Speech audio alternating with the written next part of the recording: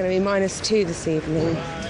The snow has all but gone in central London, but it's still freezing. We're just going to go up here. There's a church at the top where quite a lot of people are seen to sleep. Kathleen and Judith from a homeless charity are trying to persuade people sleeping on the street to get into emergency accommodation.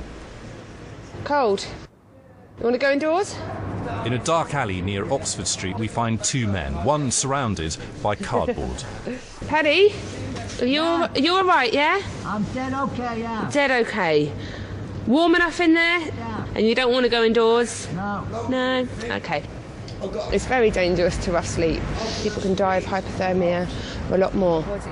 The life expectancy of somebody who's homeless is a lot less than somebody that's in accommodation. Do you want to go indoors tonight? Please. Okay. I want to go back to the office and get the car. Yeah? Yeah. Those people who have been found sleeping in the ice and the snow have ended up at this ramshackle building. The charity that runs it calls it the Last Chance Saloon.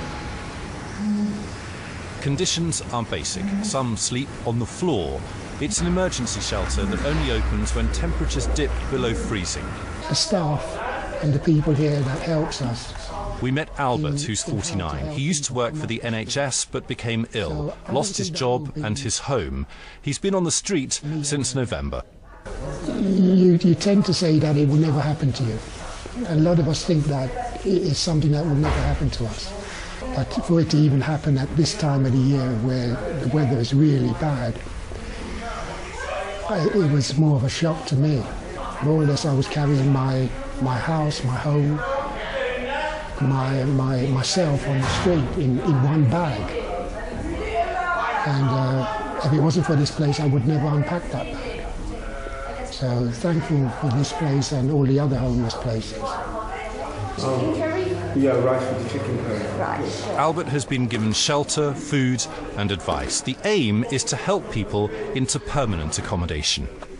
I'm afraid the mesh is getting wider and more people are falling through. So it's really important not just to have emergency places like this, but there's investment in people so they don't end up in places that prevention is better than cure. 45-year-old Patricia ended up on the street after being beaten up. I've been sleeping in bushes, in bin huts and stuff like that.